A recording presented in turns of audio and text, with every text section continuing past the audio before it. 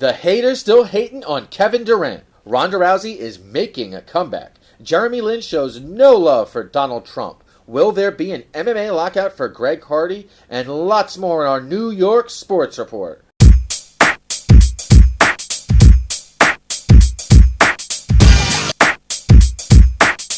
Welcome to this week's edition of What's the 401 Sports. I'm Keisha Wilson. And I'm Mike McDonald. And without further ado, Mike, you're going to take us to the West Side in California with some Warriors news. That's right, Keisha. NBA basketball season just around the corner. And, of course, a hot topic is the Golden State Warriors. Well, Golden State Warriors power forward Draymond Green has lashed out at Kevin Durant's haters.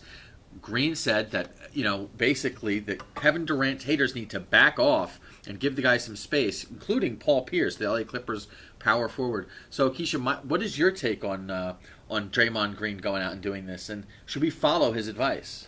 Yes, I am so tired of hearing this story. How many times are we going to beat this dead horse? He made his decision. We've analyzed it. Whether or not you agree with it, it's done. It's over. He's moved on. He's now a Golden State Warrior, and OKC is Russell Westbrook and company. But I don't want to get too hard on the media because I want to put a little focus on Kevin Durant and his role in keeping this story going. He's been around long enough, and he should be media savvy enough to know that whatever he says is going to be analyzed and probably in some cases overanalyzed. And when he says things like he's happy to be with the Warriors because they're selfless people, well, that's going to lead people to conclusions that OKC is full of selfish players. And if you remember, there was a lot of criticism towards Russell Westbrook in handling the ball and not giving Kevin Durant the ball when necessary. So people are going to go to Russell, ask him what he says, and the story is going to repeat itself. So, Kevin Durant, just let the story go. You've moved on. You've got your new girlfriend in the Golden State Warriors. You leave the ex alone. Leave her to be happy. Let Russell Westbrook and the Thunder move on and do what they need to do and see each other on the court.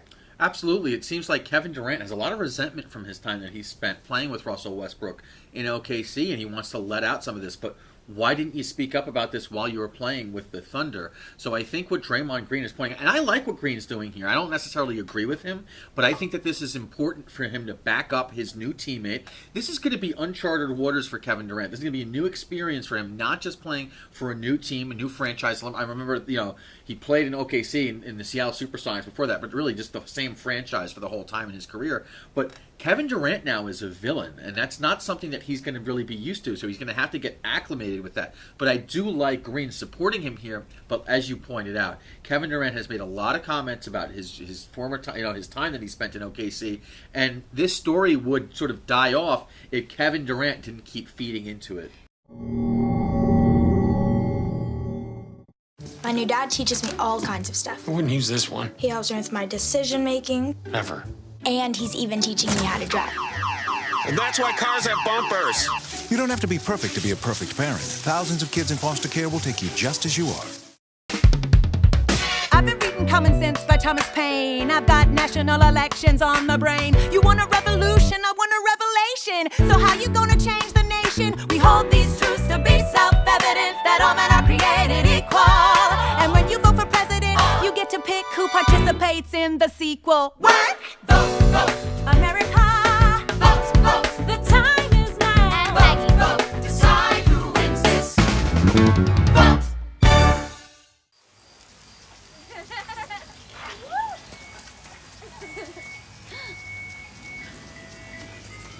Mom, can we get some ice cream? Please, Mom, please. No, we're having dinner soon. Please.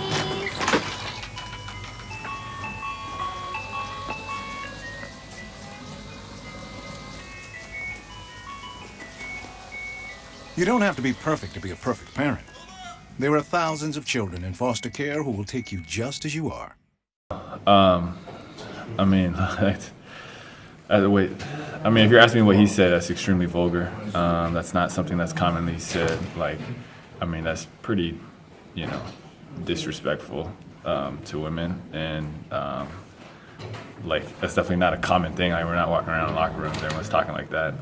Trust me, I've been in a lot of locker rooms, and So whatever. I'm not going to get too much into it, but obviously, do I agree in any way with what he said? Not at all. That was a clip of Jeremy Lin in response to a question about Donald Trump's assertion of what constitutes locker room talk. Mike, how do you think he handled that question? And in terms of Tom Brady, who had the opposite response by ducking the question altogether, what do you think about Tom Brady and how he should have responded? I think Tom Brady might have brought this question about Donald Trump upon himself. I don't remember when it was exactly. I think it was towards the end of last football season when Tom Brady had a Donald Trump hat that was placed in his locker. I think that the reporter here was out of line. I think that the reporter knew he wanted to make Tom Brady look bad. And I think that the reason why he wanted to do this, or why he did this, was because he knew that by asking Brady about Donald Trump, he wasn't going to get any response. This reporter knew very well that Tom Brady was not going to do that. And then he's going to get people talking. I have no problem with Tom Brady not wanting to talk about his political views or what he wants to do. But quite frankly, even if you're in the media spotlight, if you're a well-known celebrity or an athlete, it's really nobody's business who you want to vote for. Mm-hmm. Obviously, if you come out and you've supported somebody, people are going to want to be asking questions. But let's face it, when you go on election day to vote, you have that privacy, and you should be allowed to be able to do that. But I think that in this situation, I think it's easy to kind of get on Brady whether or not he's supporting Trump. But from this situation, I think that the reporter was somewhat out of line to be asking him about this when we all know that all the Patriots are going to talk about is football anyway, because they get that from Bill Belichick. Well, Mike, I'm going to take the opposite side of the spectrum here, and I think Brady's not answering the question was a bit cowardly, especially when you have LeBron James, who's one of the faces of the NBA, taking that question head on. And if I'm not mistaken, I don't think the reporter asked Brady about what he felt about Trump's policies, who he's going to vote for. I think he asked the question that was surrounded Donald Trump's idea of what constitutes locker talk. And if anybody has any grounds to speak on it, it's Tom Brady. You're right. If somebody asked him, are you voting for Hillary or Trump? That's nobody's business. There's a reason why when you vote, you go into a little booth and people are at a distance, kept a distance away from you. So that's private. But as a leader of that locker room and as a face of the league, I think he really just kind of sidestepped it like the electric slide, and I don't like that. You're better than that, Tom Brady.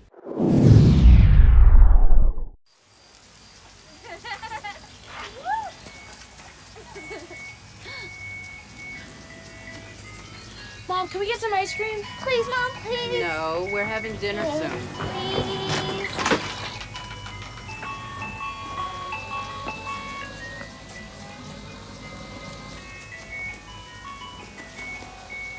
You don't have to be perfect to be a perfect parent. There are thousands of children in foster care who will take you just as you are. Welcome back to What's the 411 Sports. Well, Keisha, is it Dak or Tony? The Cowboys are surging in the NFC East after a huge road win at Lambeau Field against the Green Bay Packers on Sunday. But people are talking now about what will happen when Tony Romo winds up returning to the team. Should the Cowboys put Tony Romo back in the starting spot, or is it pretty evident that they need to stick with this young rookie quarterback who has led them off to this great start? Well, Mike, my Giants fandom does not want to talk about the Cowboys and how good they are right now. I don't want to do it, but I have to. And I would say that, Tony Romo is projected to return into action later this month, October 30th. And that would mean his first game would be against the Eagles, with the Cowboys going into that game at 5-1. Or he could come back the following week on November 6th against the Browns, where the Cowboys could either be 6-1 or 5-2. I think the answer is simple. I think that you keep Dak in there. Even though he's a rookie, he's got this team on a roll, and he's done it on the big stage. He seems very poised. There's nothing that really seems to rattle him. Ezekiel Elliott is, he's, after a slow start to the season, he's becoming a real standout. That offensive line is like a security blanket. It is a quarterback's just dream to have that going for them. So I think that you stay with Dak. Even if Romo's healthy, you give Romo the rest of the season to recuperate and compete for the starting job next year. The only way I think you put Tony Romo in is if Dak starts to falter. And I'm talking about he falters about 2 games in a row. Until then, Romo should be the most expensive, talented quarterback, backup quarterback in the league. Go ahead. A lot of people have pointed out that, look, if you put Tony Romo in there after this great start with the Cowboys, you're going to wind up losing that locker room. You cannot make this change when you've gotten off to such a great start. And I'll tell you what, I give a lot of credit to Jason Garrett. It's not easy to have a young rookie quarterback come in after your main guy's been injured. You put him in there, and he just seems... The thing about Dak Prescott, if you watched him on Sunday, it just seems like he's not a rookie. It seems like he's a seasoned veteran who's been in here for a couple of years. He uses that offensive line really well. The running game is there, and I think that they're clicking really on all cylinders. I think that the best is yet to come, possibly, for the Dallas Cowboys in the NFC East, which I still think is wide open. But when you get off to a 5-1 start like this, it's almost seems like playoffs are, it's definite that it's going to wind up happening. So I think right now, the way that this team is playing, you have to stick with Prescott no matter what. Even if they wind up losing a couple games in a row, I think that you have to stick with this guy because he's shown a lot of promise. I don't know what the future holds for Tony Romo and his days in Big D, but I think right now Dallas has a bright future ahead, and it's because of the Ezekiel Elliott and Dak Prescott. Well, there's a wild card, and that's owner Jerry Jones. He is Tony Romo's ride or die chick, and he has gone on record. I think he's starting to waffle a little bit that team belongs to Tony Romo, and the keys of the kingdom are his for whenever he's ready. But we'll see. It's going to be interesting, and Dallas Cowboys, as much as I can't stand them, just keep us talking about them. They always find ways to make headlines. The average text takes your eyes off the road for nearly 5 seconds. At highway speeds, that's enough time to travel the length of a football field. Stop the texts, stop the wrecks. My new dad teaches me all kinds of stuff. I wouldn't use this one. He helps me with my decision making. Ever. And he's even teaching me how to drive. And that's why cars have bumpers. You don't have to be perfect to be a perfect parent. Thousands of kids in foster care will take you just as you are.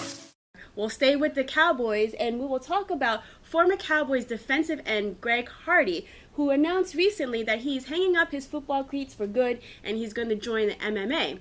Jay Glazer, who is a sports writer and an NFL insider for Fox Sports, as well as a business partner of mixed martial artist Randy Couture, urged his fellow coaches not to train Hardy. Do you think that Jay Glazer overstepped his bounds? Does Greg Hardy deserve a second chance? And is there anyone in the MMA that will coach him? Initially, I did feel that Jay Glazer did overstep his bounds by going out and trying to sort of blackball Greg Hardy. However, has Greg Hardy shown the right amount of regret for the actions that he displayed against his ex-girlfriend a couple of years ago? I'm not sure. I'm not sure exactly what to make of this whole story. I don't know whether Greg Hardy really has much of a future in MMA. In some ways, I kind of have respect for Jay Glazer to do this because, look, he's really showing support for men that are going out and are violent against women. However, are MMA fighters really the sort of the class of society? A lot of these guys have been wind up getting into fights with people, not just in the ring, but so I'm not sure exactly what to make of it. However, I would say that at first I thought that Glazer overstepped his bounds, but now the way I'm seeing his reaction to this is that Greg Hardy has not really shown any remorse or regret for what he did. Yeah. I'm going to say a little something about Jay Glazer, and you mentioned the MMA fighters having their issues with, violence. And he did go on record by saying that he doesn't think that anybody, even current MMA fighters who have been accused of domestic abuse, should be in the sport at all. He wants it clean. He doesn't think that MMA has any place for anybody who is a domestic abuser or thought to be.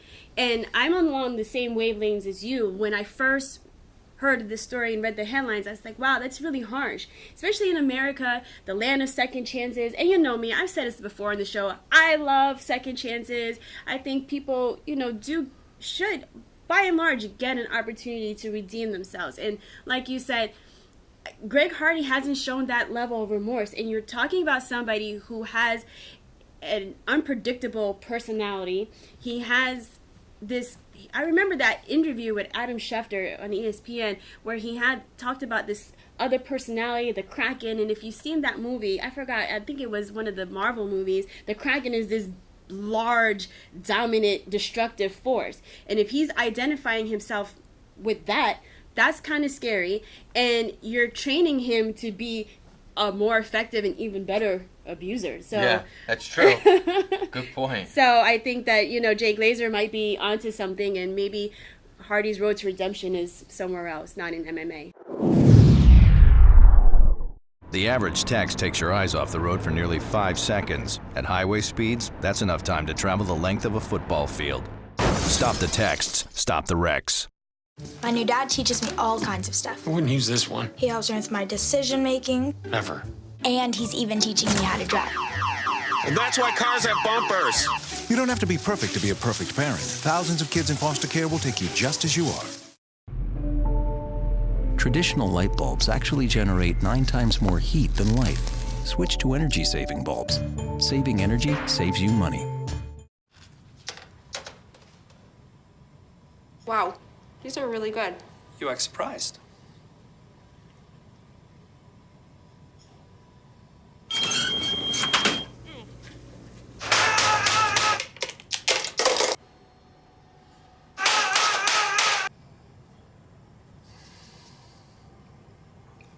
Practice makes perfect. You don't have to be perfect to be a perfect parent. There are thousands of teens in foster care who don't need perfection. They need you. Welcome back to What's the 411 Sports. Unfortunately, we can't discuss everything at length, so here are a couple quick bites. Tim Tebow did not let a 0-for-3 performance get him down. While signing autographs for fans after the game, he noticed one fan in particular who was slumping towards the ground.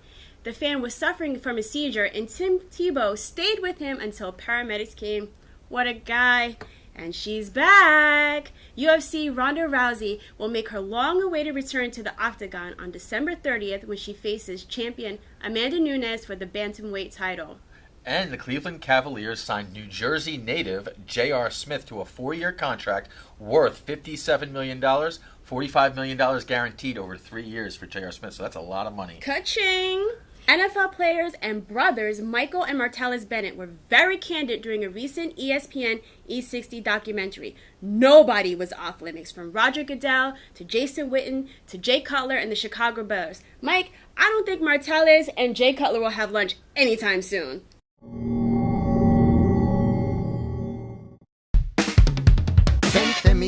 Vente mi gente, es tiempo de escoger un presidente. Voten mi gente, alce la mano y diga presente. Vente mi gente, no deje que este país no nos cuente. Voten mi gente, el 8 de noviembre pa'l frente. Vote, vote, America, vote, vote, the time is now. Vote, vote, decide who wins this. Vote. Welcome back to What's the 411 Sports. Well, good news for the New York Giants at the Meadowlands on Sunday as they got back to 500, beating the Baltimore Ravens, going now 3-3. So how are things looking, Keisha, for Big Blue as they head into this big matchup in London on Sunday as they play the LA Rams? Mike, this was one of my favorite games, and I think because OBJ showed what a beast he is and what happens when you throw that man a proper pass. And it doesn't even have to necessarily always be spot on, but if you put it somewhere in his vicinity, he's going to get it. He basically saved the game, and then he got engaged to the kicking net. It was beautiful. What a love story. But I just, I liked the fact that he got going. He still has a couple, some emotional maturity issues to go through, but I think this was the game that really could put the Giants on the right track to start winning some games. There's still issues with that offense. That offense is meager, and I don't understand why you have the same person who was in charge of that offense last year, and that was high powered, and Eli didn't have the same amount of weapons. So I don't understand what happened between last year and this year. And the defense, not the best, but they get it done when it counts. There were some really key moments that stopped the Ravens from scoring and really sending the Giants home with their third or fourth loss in a row. So it's encouraging, and I hope the momentum keeps them going. Yeah, I agree. I think look, the offensive line is atrocious. Jerry Reese, I think there's a part of me that still feels that Jerry Reese's days are numbered with the Giants this year. He's got to go, Mike. He's got to go. But this is they needed to win. You can't lose 4 games in a row and expect that you're going to be able to get back and bounce back and compete in the division. So this is a big win for them. I thought Odell Beckham was just on a whole other stratosphere on Sunday. But still a lot of question marks. Horrible penalties at the end. Odell Beckham had a bad 15-yard penalty that really could have cost the team the game, even though they had a 4-point lead. Dominique Rodgers-Cromartie, whether or not that was a questionable call, it was still a bad penalty to allow the Baltimore Ravens to get another opportunity. But they live another week. Now here they are. They're 3-3. They got an opportunity to get above 500 before they go into the bye week. So we'll see what happens. Again, even though that the Dallas Cowboys are 5-1 and they're in the driver's seat right now in the NFC East, I still think that this is the only division in the NFL that is really still wide open. Any of the 4 teams can win it, and that's not the case in any other division in the NFL. I know, it's like the Wild Wild East instead of the Wild Wild West, and man, I'm waiting for those Cowboys to just go down. Well, back to the hardwood, Keisha. The NBA preseason is over, and look, the expectations are pretty high right now for both the New York Knicks and Brooklyn Nets. What's your take on the upcoming NBA season, Keisha, here in the Big Apple? Well, I think that there's more pressure on the Knicks to perform than the Nets. I think that with the signings of Derrick Rose, Joakim Noah, Brandon Jennings, and with Carmelo and Kristaps returning, Lance Thomas, I think people think that those signings, the 3, Joakim, Rose, and Jennings were something that the Knicks needed to propel them forward to get into the playoffs. And I think if they miss the playoffs, it's going to be a disappointment for people, for fans. But then on the flip side, I think everybody has recognized that the Nets are in a rebuilding stage. So I think there's definitely Linsanity. Linsanity is going to be in the building, and he's going to bring the energy, and people are going to come out and see him. The press is going to love him. He's going to have great hairdos and sound bites. But the expectation is lower. The bar is, I think they're going to be expected to win some more games, but I think that the Knicks have more pressure on them. Yeah, I think that the Nets are actually going to be better than people think that they will be this season. I think that with Jeremy Lin and Brook Lopez to lead the team, I think that they have a decent bench. Rondae Hollis-Jefferson will be back. He had a brand new coach. And I think for the Knicks, look, they're going to be much better than they were last season. There's no question about it. So things are much better than it was last year. And with the Knicks, there's Carmelo Anthony. And Carmelo felt really disrespected from Slam Online, who rated him the 15th best player in the NBA. Where do you think that Melo ranks in the NBA? Does he have a right to feel disrespected? I think Carmelo Anthony does have a right to be angry about this. He's a professional athlete. He should feel slighted. He should want to be out. And the guy's a competitor. So if someone says that you're not as good as you really believe that you are, you should want to go out there and prove them wrong. So I like this. As a Knicks fan, with Carmelo Anthony now in his early 30s, he has an opportunity with some new teammates to go out and compete, something that he hasn't had over the last couple of seasons. So I like this. Hopefully this can be something that's going to light a fire under him as he gets ready for this season. Well, he's gone on record saying that this is not going to be a motivating tool for him. He's self-motivated. Rankings are so tough, especially in a team sport, because there's other factors. It doesn't necessarily mean that because you're super talented that you're automatically going to win. LeBron has showed us that it takes at least 2 superstars. I mean, before LeBron, Kobe, it takes at least 2 superstars on a team to win. And I think Carmelo is a victim of the Knicks' woes.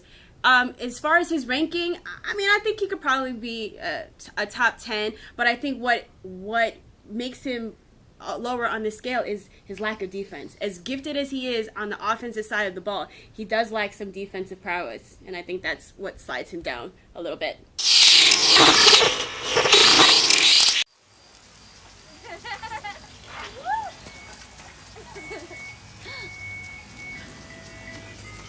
Mom, can we get some ice cream? Please, Mom, please. No, we're having dinner soon. Please.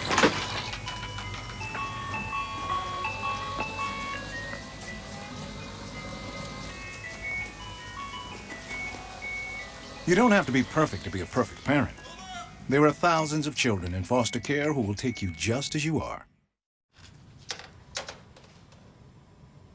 Wow, these are really good. You act surprised.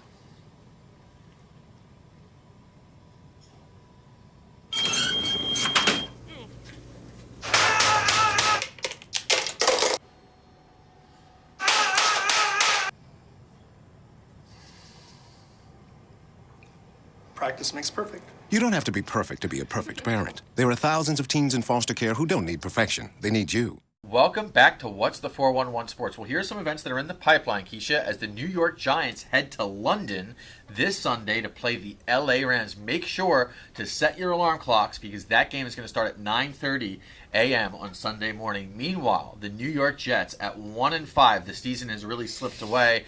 They will be hosting the Baltimore Ravens, who will be coming back to the Meadowlands this Sunday as the Jets try to get somewhat on the right foot as they try to salvage what's left of their NFL season. That game will be at 1 o'clock also on Sunday, October 23rd. The NBA regular season is upon us, and the Brooklyn Nets will open their season facing the Boston Celtics on October 26th. Their first home game of the new season will be on October 28th at the Barclays Center against the Indiana Pacers. We hope that the crowd will give a warm reception to former Brooklyn Net Thaddeus Young.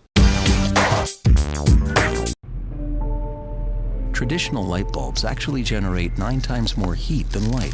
Switch to energy-saving bulbs. Saving energy saves you money.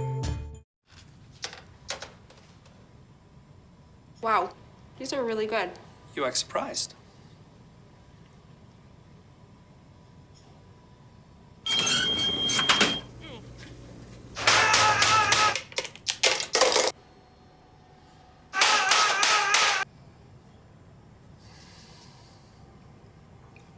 Practice makes perfect. You don't have to be perfect to be a perfect parent. There are thousands of teens in foster care who don't need perfection. They need you. Former NFL linebacker Quentin Groves died at the age of 32. Reports indicate that Groves suffered a heart attack brought on by possible complications from Wolff-Parkinson-White syndrome. Groves believed to have had a minor heart surgery between the combine and draft when, during combine medical tests, it was discovered that he had WPW. Dennis Byrd, who played for the New York Jets from 1989 to 1992, died in a head-on collision near his home in Tulsa, Oklahoma. U.S. Olympic sprinter Tyson Gray's 15-year-old daughter Trinity was struck and killed by a stray bullet in a restaurant in Lexington, Kentucky. Our condolences go out to their families, and we hope that they rest in peace. We'll be right back. Traditional light bulbs actually generate 9 times more heat than light. Switch to energy-saving bulbs. Saving energy saves you money.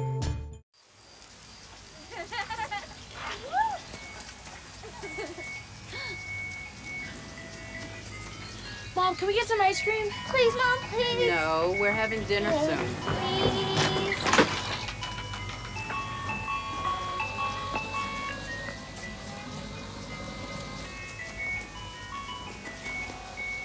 You don't have to be perfect to be a perfect parent.